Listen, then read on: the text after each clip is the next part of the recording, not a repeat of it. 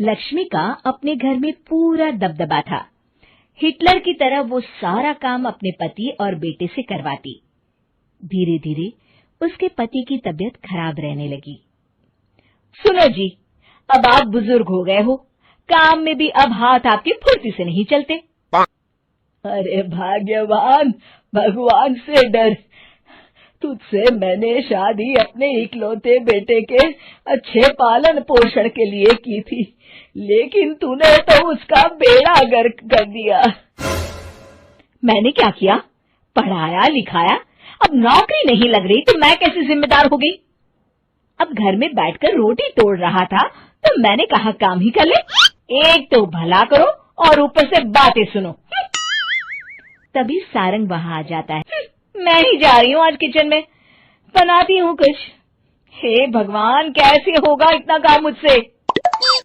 Lakshmi kitchen में काम कर रही होती है कि तभी अचानक उसे आइडिया आता है। बीना, अरे यहाँ तो फ्री की नौकरानी ला सकती हूँ मैं, फिर मैं क्यों खाना बना रही हूँ? उस दिन लक्ष्मी सारंग की पसंद का खाना बनाती है और बैठकर उसे बड़े ही प्यार से खिलाती है।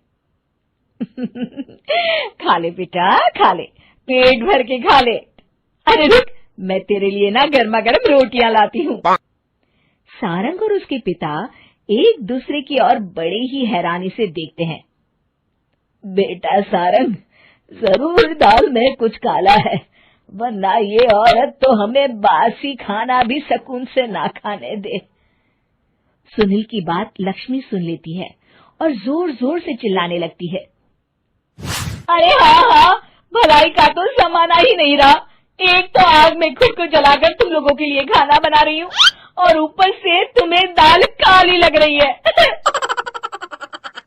अरे माँ, पिताजी का ये मतलब नहीं था, तुम बुरा मत मानो। अरे हाँ बेटा, तू कहता है तो मान लेती हूँ। लक्ष्मी सारंग के पास बड़े ही प्यार से बैठ जाती है और फिर कहती है, बेटा, मैंने ना तेरी शादी करने की सोच ली है। अब तेरे पिताजी के हाथ भी नहीं चलते, तो सोच रही हूँ तेरे लिए बीवी ले आऊं। अब पता नहीं ना मैं भी कब मर जाऊं। अब ऐसे भाग्य भी कहाँ है हमारे। क्या कहा?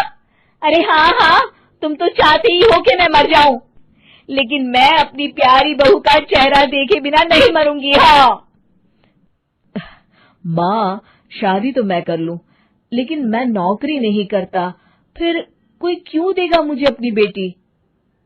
अरे क्यों नहीं देगा बेटी? इतना बड़ा घर, खेल खलियान है, किस चीज की कमी है हमारे पास?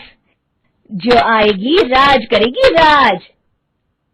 हम तो ना कर पाए राज, ये बोलो कि एक और नौकर तुम्हारे पास आ जाएगा। मैं कहती हूँ चुप हो जाओ। अरे खुद के घर का खाना बनाएगी तो क्या नौकरानी हो जाएगी?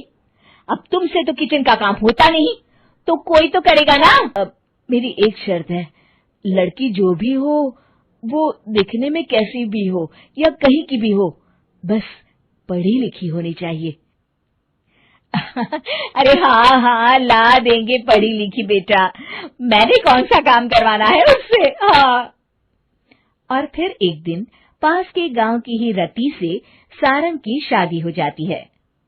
रति दिखने में बहुत ही सुंदर थी, साथ ही साथ काफी पढ़ी लिखी थी। रति को लक्ष्मी के सौतेले होने की बात पता नहीं थी। शुरू में जब रति ने सारंग को घर का काम करते देखा तो हैरान रह गई। अरे ये तो अच्छी बात है कि आप घर का काम करते हैं, लेकिन मैं तो घर में ही हूं ना, आप क्यों कर रहे हैं जी? जाइए, आप नौकरी के लिए अप्लाई कीजिए ना। तभी लक्ष्मी वहां आ जाती है। अरे रति बहू, करने दे उसे काम। और हाँ, मेरे घर के कुछ नियम है, कायदे हैं, यहाँ बीच में ना ही बोलो तो तुम्हारे लिए अच्छा होगा। रति को लक्ष्मी की बात कुछ अजीब सी लगती है।